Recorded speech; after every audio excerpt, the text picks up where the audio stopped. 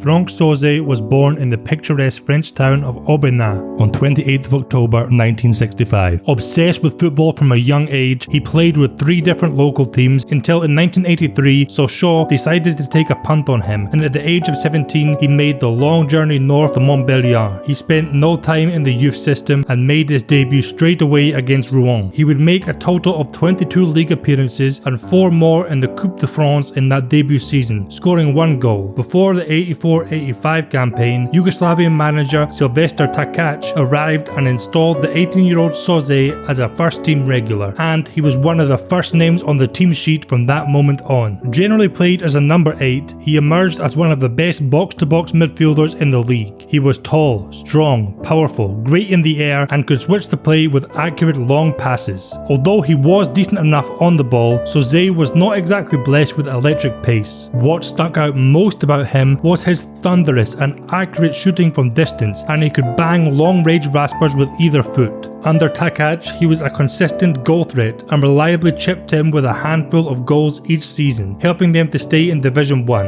At the end of the 86-87 season, however, they were relegated. In Division 2, Takac pushed Sauzet further forward and gave him a more attacking role. It yielded stunning results as Franck doubled his best ever league goals tally, bagging 16 and being instrumental in helping Sochaux get back to Division 1 at the first time of asking, gaining promotion as league winners. That same season, Sochaux were blessed with the magic of the cup and went on a fairy tale run in the Coupe de France. Sauzet was important in helping them through the early rounds, scoring 3 across 2 legs against Paris Saint-Germain in what could have been a tricky second round tie. They then dispatched Montpellier, Lens and Nice to make it to the finals where they faced Metz. Sochaux were the dominant team in the first half and restricted Metz to a couple of half chances on the counter. It took 35 minutes for their pressure to tell when Stéphane Paille volleyed home a superb opener. Minutes later, and Sauzet came within inches of doubling their lead, smashing a trademark pile driver just wide. On the stroke of half-time, Scotsman Eric Black headed home the equaliser from a corner. The second half was not very eventful and the game dragged into extra time and then penalties. Sauzet scored his spot kick, but teammate Michael Mardar missed as Sochaux lost and Metz lifted the French Cup for the first time in their history. Sauzet rounded off a brilliant season with a superb showing for the France under-21 team at the European Championships. In addition to playing well, he popped up with big goals in the biggest moments as the young Blues won the tournament. He struck a last-minute winner against Italy in the first leg of the quarters after Stéphane Paille had cancelled out Paolo Maldini's opener. He then got himself a brace in the second leg of the 3-0 final win against Greece, which for some bizarre reason took place 5 months after the first leg, in October. By the time he had got to lift the under-21 Euros trophy, he had already left Sochaux and moved on to bigger and better things, joining the most ambitious club in the country, Olympique de Marseille. Since millionaire French businessman Bernard Tapie had taken control of the club in 1986, he had set about assembling a team that would be able to dominate French football, bringing in hugely talented players like Jean-Pierre Papin, Klaus Allofs and Abedi Pele. When a 22-year-old Sauzet signed for the club alongside a 22-year-old Eric Cantona before the 88-89 season, Tapie's squad building had yet to yield any silverware. That was all set to change as OM won the French First Division that year for the first time in 17 years. Franck Sauzet had a good debut season, but as he was played at centre-back at various points throughout the campaign, in addition to his usual midfield berth, his goals tally dropped as he bagged just 4 in the league.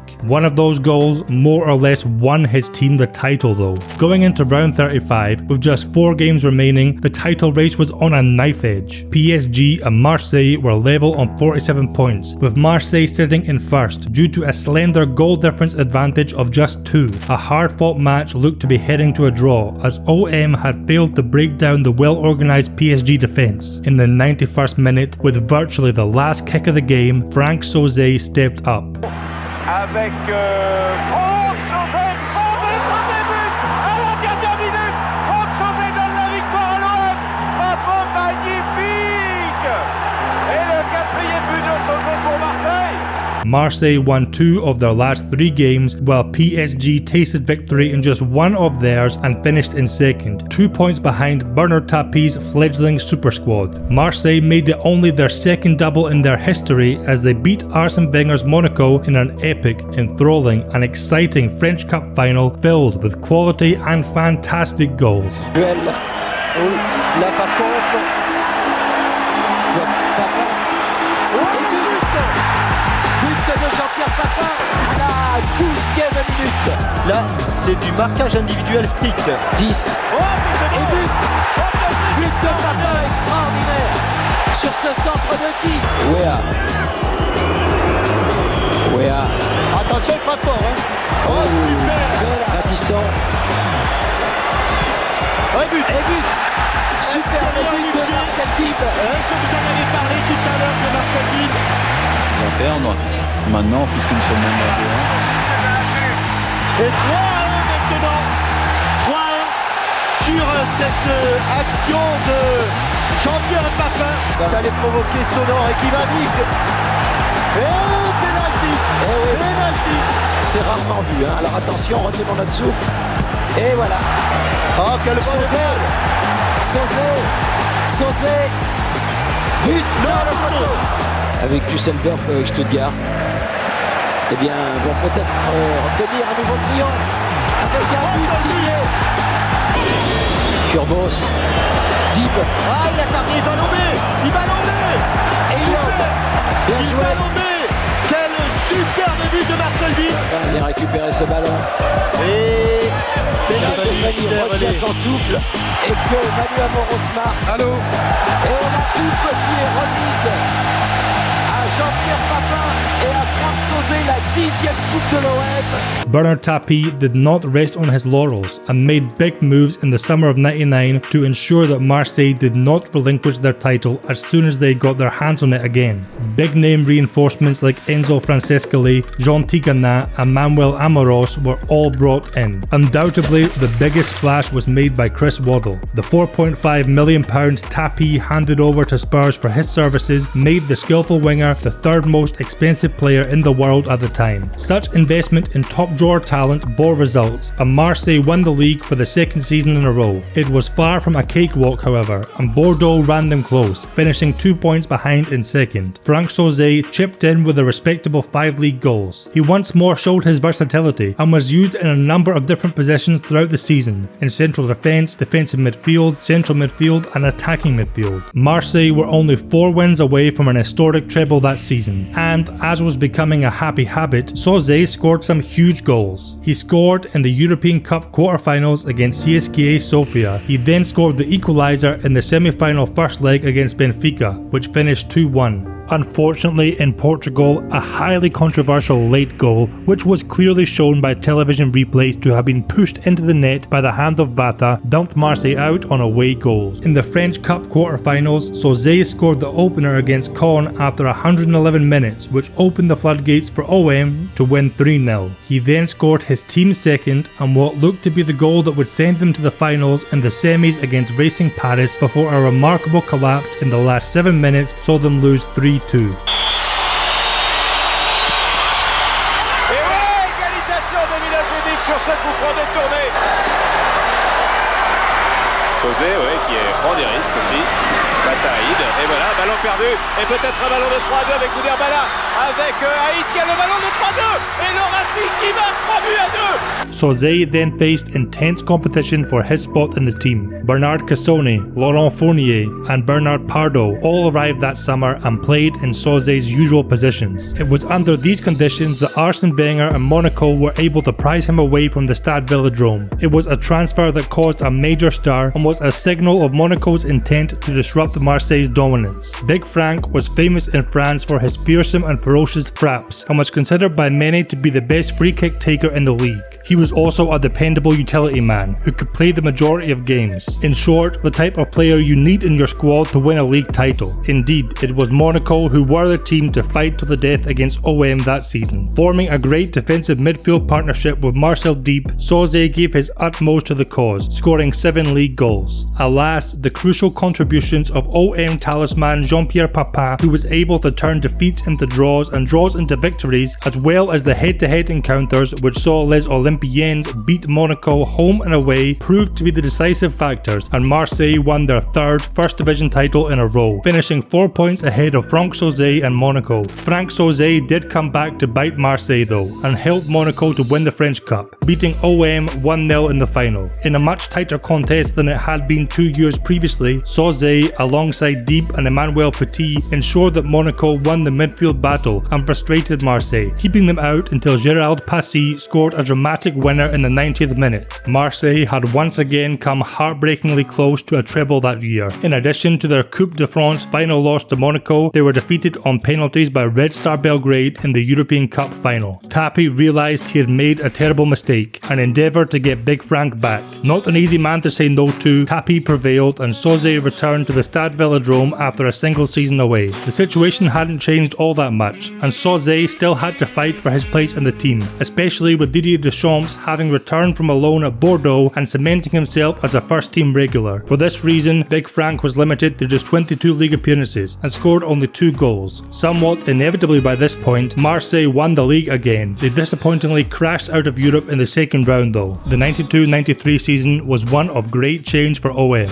Icons Jean-Pierre Papin and Chris Waddle were sold to AC Milan and Sheffield Wednesday respectively. Tapie went all out and brought in players like Rudi Voller, Marcel Desailly, Jean-Marc Ferreri and Fabien Barthez to ensure their presence wasn't missed. Franck Sauzet also stepped up to the plate in a big way, in what was to be the most infamous season in Marseille's history. Hardly playing in defence at all and being used in his preferred position in centre midfield, Sauzet went bonkers, scoring 12 and assisting 6 in the league as Marseille won their 5th Division 1 title in a row, 2 points ahead of PSG. He carried his unexpected goal-scoring antics into the Champions League, where he netted 6, including a hat-trick in the 6-0 rout of CSKA Moscow and the opener in the 1-1 draw against Rangers, which was vitally important in sending them through to the final. Basile Boli headed the only goal in the final against AC Milan, as Marseille became the first and still only French club to win the newly rebranded Champions League. If it seems like I've glossed over Sauzet and the team's achievements that season, it is because there is a huge stain covering all of them. Marseille were stripped of their Ligue 1 title and sent to Division 2 when it was revealed that Bernard Tapie had bribed several Valenciennes players and fixed the result of a league game 6 days before the Champions League final. Controversially though, they were allowed to keep their Champions League crown, as at the time there was no clear evidence of cheating. Today, decades later and with the benefit of hindsight, it is obvious that this was the wrong decision. There have been many stories from involved parties about dodgy phone calls made and received, potential poisoning of opposition water bottles, and performing enhancing injections regularly given to Marseille players throughout the European campaign and in general. Although Franck Sauzet and his teammates played magnificently in the Champions League that year, their on-field heroics will be forever shadowed by Bernard Tapie's off-field corruption. As far as many supporters of rival clubs are concerned, there should also be an asterisk next to all the domestic honours gained while the club was under Bernard Tapie's control. Franck Sauzet was part of a mass exodus as the disgraced club's best players scrambled to escape. Sauzet ended up in the Serie A with Atalanta, who after finishing a respectable 8th in Serie A the year prior, decided to splash 5 billion lira, roughly £2 million, on a highly regarded 26-year-old Franck Sauzet. There was much excitement amongst fans at having secured such a high-profile player. Things quickly soured however, as the team started the season dreadfully. Sauzet was playing extremely poorly and alongside his underperforming colleagues was quickly on the receiving end of boos from the stands. Following an awful run of just 2 wins in the first 10 league games, new coach Francesco Guidolin, who had replaced Marcello Lippi that summer, was sacked. Under-19s manager Cesare Prandelli was put in charge and he decided to rely on youth and dropped Franck Sauzet from the squad. The Frenchman made just 7 league appearances out of a possible 26 under Prandelli, who was unable to turn things around and presided over relegation for Atalanta. Franck Sauzet had been a huge flop in Italy and returned back to his homeland after a deeply disappointing year away. He was sold to Strasbourg by Atalanta. To this day, he's regarded as one of the worst signings in the Nerazzurri's history. Franck Sauzet had made his last appearance for the French national team while playing for Atalanta. 2-1 loss to Bulgaria, which meant they failed to qualify for the 1994 World Cup.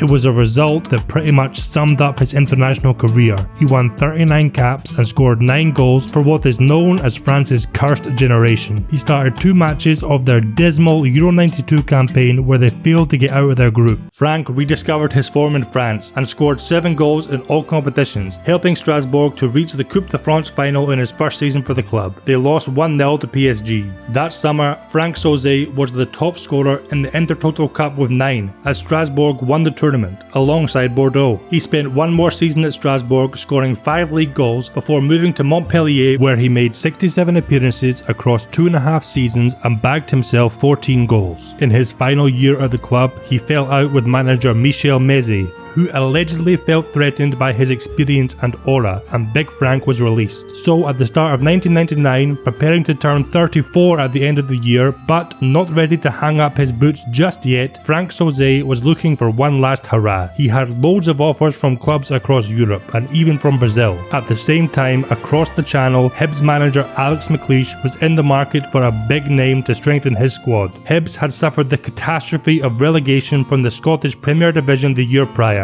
After a slow start, their bid to go straight back up was gathering pace, as players like Russell Latapi, Mixu Patalainen and Yogi Hughes were starting to blow away the competition. They were still in a tense title race with Falkirk though, and McLeish did not want to leave anything to chance, so when an agent friend alerted him to the possibility of signing Sauzet, a player he had come up against when playing for Scotland in 1989, he moved to make it happen. I have a friend, Gilles Rousset, the goalkeeper, Hearts. When we talked about the Scottish football, is very enjoy, passion on the pitch, on the stand, the fans. I would like to, to have an experience in Scotland. When my agent called me and told me, Frank, maybe there is a deal between you and Hibernians, I told him, okay, we go. We talk and we see. I wasn't asking a guy like Frank Sauzet to go on trial. Say, well, you're playing a training match, we want to check your fitness in the legs. Played in a practice match for us. At the back, in a 4, we then played him in the second half of that game in the midfield. And I says, I know we don't really need a midfielder, but I prefer him in midfield. Frank Sauzet made his debut for Hibernian on the 20th of February 1999, a 2-1 win over Falkirk. 4 games later, and Hibs wrapped up the title with a 2-1 victory over Hamilton. With Sauzet in the side, they did not take their foot off the gas and won all of their remaining 5 matches and became First Division champions with a whopping 23-point advantage over second place Falkirk.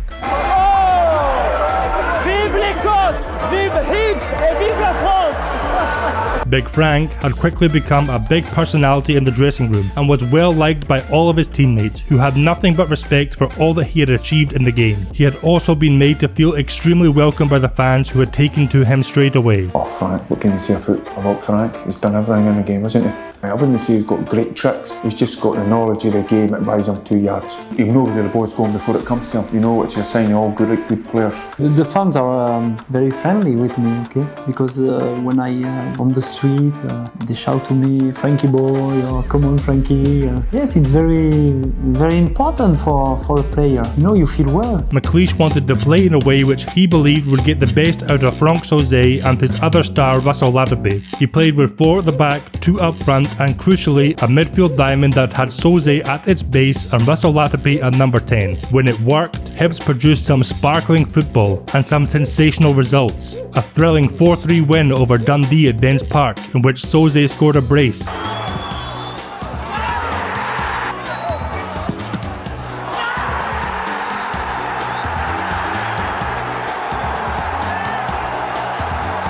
And a 5-2 thrashing of the D's at Easter Road in the return fixture, in which Sauzet scored again. It's Sauzet! And it's 3-1. Brilliant from the Frenchman. Being urged to stop the celebrations. But he's going to take some stopping. As well as impressive wins over Dundee United. Hibernian are celebrating after all. Wow, that was a close one for Alex McLeish, but they have beaten Dundee United by 3-2. And Celtic. And it's a wonderful win for Hibs, and they really did work hard for it tonight. Hibs and Sauzet saved their absolute best for bitter city rivals Hearts and were unbeaten against the Jambos that season. Sauzet scored a trademark screamer in the 3-0 Millennium Derby win at Tynecastle.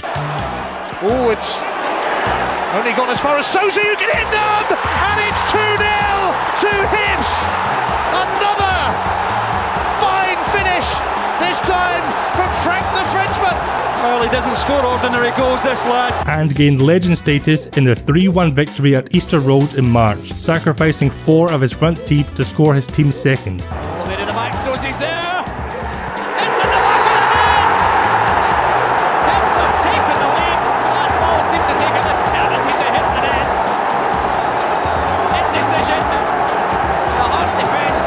I'm not quite sure that Frank Sosie actually knows he scored the goal for Hibernian. He showed his remarkable will to win and commitment to the cause by finishing the game. All too often though, the formation left them overwhelmed in midfield whenever they came up against opposition who packed the central areas. As former midfielder Stuart Lovell recalls, "We struggled when teams overloaded in midfield. My memory of that season is that the formation was actually hurting us, more than helping us." Subsequently, Hibs lost a lot of games that season, 15 in total, and were on the receiving end of some hammerings from Celtic, Rangers, Kilmarnock and Aberdeen. They ended their first season back in Scotland's top flight, 6th in the league. Frank Sosie was voted as Hibernian's Player of the Year. I would like to dedicate this prize to the player, to the staff, and of course for you, the fans.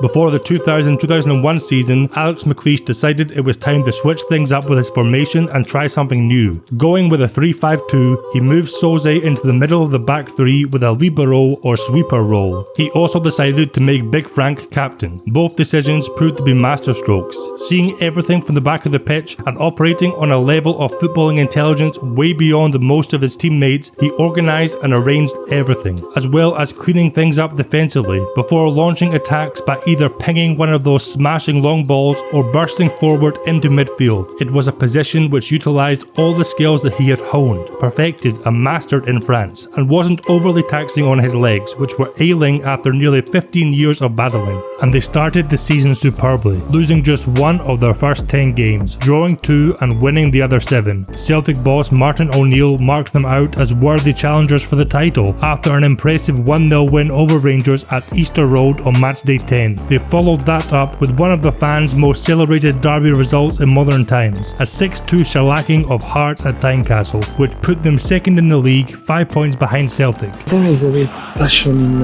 in Edinburgh with this derby, and I think last couple of years Hearts won a lot of games, and I think maybe this year there was a good change, and when we won 6-2, it was an unbelievable game. I think our best game this season. The quality was very, very high, and the atmosphere in the stadium was wonderful. Frank Sosie continued to put in immense performance after immense performance and was picked out by many pundits to be their player of the season. In every big game, he is a guy who constantly makes passes all the time from the back. I think he's been sensational, more this season since his first season. His importance to the team was underlined when he was added to a growing injury list in February. They did not win any of the 4 matches he was sidelined for, and the big Frenchman was unable to stop their poor form, and they ended a brilliant season in 3rd, their best finish since the 1970s, and one which earned them a UEFA Cup place. They also made it to the final of the Scottish Cup, but lost 3-0 to Celtic. Out again, once a Hibs hero, now a Celtic hero. He's on his way, and he slipped it through for McNamara! And Celtic are in front with the... McNamara, Larsson! It just had to be him! Back to Henrik Larsson, he can! Larsson goes down! It's Henrik Larsson! Was there ever any doubt about it? Celtic have won the Scottish Cup, but that's only a third of the story. It's a treble for Martin O'Neill. The following season, Frank Sosie was hampered by persistent Achilles injuries and tore it badly again in late October, resulting in a long layoff. When Alex McLeish left Hibs to join Rangers in December, the fans were in no doubt who they wanted to take over, the man that they had nicknamed Le God, the man who had helped them to go unbeaten against the Jambos for 2 years. There was only one choice, or as the fans sung, there was only one Sosie. Big Frank took over the reins on the 14th of December December 2002, announcing his retirement from playing at the same time. He was unable to turn around a team that had been in poor form, even under McLeish, and they went 11 games without a win under Sauzet in the league, sinking to second bottom, and there were real fears of relegation. They were also knocked out of the Scottish Cup by Ayr United. The Hibs supporters have drifted out of the stadium in utter dejection. That really is incredible. One win in 16 competitive games after the season they had last season, and indeed something I think is seriously wrong there that will have to be amended. On the 20th of February 2002, Hibs announced they would be ending Frank Sauzet's 15-game tenure as manager of the club. This is the hardest decision I and my fellow directors have ever had to take. It is one we have taken with nothing but sadness. All of us admire, like and respect Frank. His passion for the club and his enthusiasm for Hibernian have rightly made him a hugely popular figure with our supporters. However, our duty is to the club, and unfortunately the run of results over the past 2 months has been extremely disappointing, said Chairman Malcolm McPherson. A bitterly disappointed Frank Sauzet addressed the press the following day. Firstly, I am really sad because I love this club. I am sad personally as well, because as soon as I was introduced as the new manager, I made the hard choice to stop my career, and at this moment I realise what that means, but that is life. I made my decision. Secondly, I am disappointed about this season. Even if it is difficult at the moment, there are 9 points between us and St Johnstone, and I am not at all afraid or worried. I know Hibs will stay in the SPL. Despite the poor results, adoring fans were disgusted at the treatment of their hero. Clearly hurt by the disrespectful way his time at Hibs had ended, Frank rebuffed all invitations to return to Edinburgh until on October 8, 2022, the prodigal son returned to Easter Road to deliver the match ball and receive a hero's welcome. Big Frank's legacy at Hibernian is immense. He was a great influence on younger players like Kenny Miller and Tam McManus while playing at the club, and tales of his years at Easter Road continued to inspire the younger generation. In 2005, he was voted the club's all-time cult hero in a BBC poll with 59% of the fans' vote. I think why Le God was and is so revered by the Hibs faithful was best summed up by Trainspotting writer Irvin Welsh, who wrote a love letter to him in 2009. Frank Dieu Sauzet is one of the classiest acts I've been privileged to witness. Striding onto the park like a casual colossus, his presence was simultaneously an inspiration and a calming influence on those around him, both on the field and in the stands. Some players often appear bigger than their chosen sport. They have a grace and presence that seems to throw aside the shackles of his limitations. Frank Sauzet possessed the bearing of a man who truly understood not just the beautiful game, but the world in general and his place in it. If there was anything that matched the sublime skills he displayed, it was his courage and enthusiasm for the Hibernian cause. He was more than just a great player. Sauzet was one of us, and he always will be.